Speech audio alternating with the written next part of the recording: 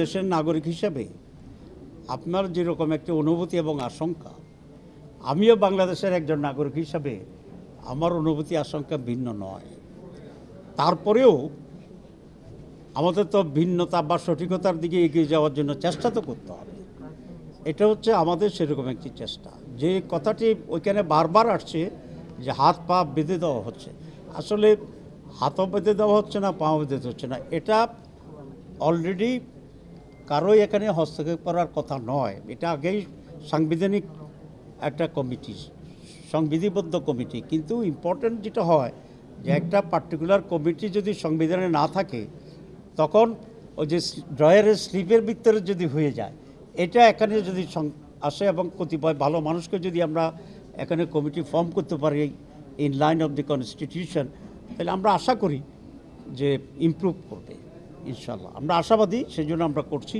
আর আপনার আশঙ্কার সাথে আমি শতভাগ দ্বিমত পোষণ করি না। As a citizen I agree with you that যে আমরা ভালো মানুষ না হইলে আসলে অনেক ভালো জিনিসও ভালো থাকে না। সুতরাং আমাদের সংগ্রাম, ভালো মানুষ তৈরির সংগ্রাম, এটা অব্যাহত থাকবে। জামাতে ইসলামীর এই নির্বাচনে যদি নির্বাচন হয়, অনেক ষড়যন্ত্র দেখছি, যদি হয় তাহলে জামাতের নির্বাচনের ইশতেহারের প্রথম এজেন্ডা থাকবে দুর্নীতিমুক্ত বাংলাদেশ। এবং এটা আমরা করতে পারবো এই জন্য যে আমরা অলরেডি টেস্টেড। ছোটোখাটো যেখানে যেখানে আমরা ছিলাম, আমাদের নেতৃবৃন্দ এবং আমাদের লোকেরা দুর্নীতি করে নাই, এবং আমাদের দলে দুর্নীতি করলে দল থেকে বহিষ্কার হয়ে যায়, এই আইন এবং নীতি আমরা ফলো করি। সুতরাং আপনি দেখেন, কালকে বাংলাদেশ ব্যাংকের গভর্নরের কাছে গেছিলাম, তো সেখানে একজন ডেপুটি গভর্নর বলতেছিলেন যে আমাদের ব্যাংক এক বছরে অনেকটাই রিগেইন করেছে। তা আমি বললাম যে কীভাবে? বলে যে আগে যে লুটপাটটা হইতো, এই 11 মাস লুটপাট হয় নাই।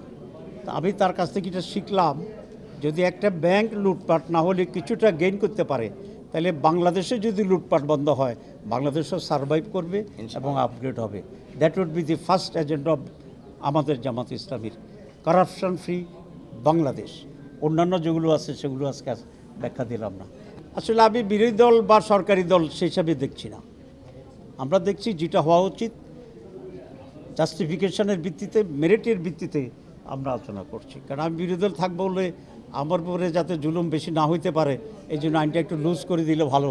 আমি সরকারে থাকবো বলে বেশি করে আমি সুবিধা নিতে পারবো, এই জন্য আইনটা লুজ করে দিলে ভালো, এই চিন্তা আমাদের নাই। আমাদের চিন্তাটা হচ্ছে merit, benefit, betterment and beneficiary for the country and the nation, not the party. আমার একটা ছোট্ট প্রশ্ন, আপনি জনগণকে বলেন যদি নির্বাচন হয়, তার মানে নির্বাচন নিয়ে আপনাদের কোনো আশঙ্কা আছে কিনা, এবং জামাত ইসলামী দলগতভাবে কবে নির্বাচন চায়? আসলে আমরা নির্বাচন নিয়ে আমাদের কোনো আমরা নির্বাচন চাই, নির্বাচন হওয়া উচিত, এবং নির্বাচন ফেব্রুয়ারি মাসে যদি হয় তাতে আমাদের কোনো ধরনের আপত্তি নেই। নির্বাচনে যাওয়ার প্রস্তুতি আমাদের আছে আলহামদুলিল্লাহ। কিন্তু নানা ষড়যন্ত্র দেখতেছি, কারণ এখনও লেভেল প্লেইং ফিল্ডের ব্যাপারে গভর্নমেন্ট তেমন কোনো স্টেপ নেয় নাই। নির্বাচন কমিশনের অনেকগুলো কাজ, যেমন প্রবাসীদের ভোটার করা, তারপরে বিভিন্ন আইন তৈরি করা, ভোটার লিস্টকে আপডেট করা, বিদেশের ভোটারগুলোকে করা, তাদের কমিটমেন্ট আছে প্রবাসীদের ভোটের ব্যাপারে, সেটা কোনো করে নাই। It will take more than 6 months. তাহলে আমরা যদি জুলাইতে নির্বাচন ধরে নেই, তো তাহলে এসব প্রস্তুতি তো আরও জোরদার হইতে হবে। সেই জন্যই আমাদের কাছে একটু আশঙ্কা লাগে যে কোনো জায়গা থেকে কনস্পিরেসি আছে কিনা।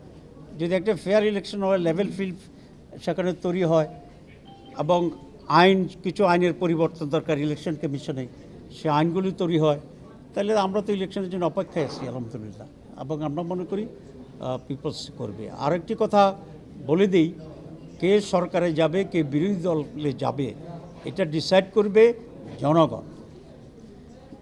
তবে তার পূর্বশর্ত হচ্ছে একটা ফ্রি, ফেয়ার, ক্রেডিবল ইলেকশন।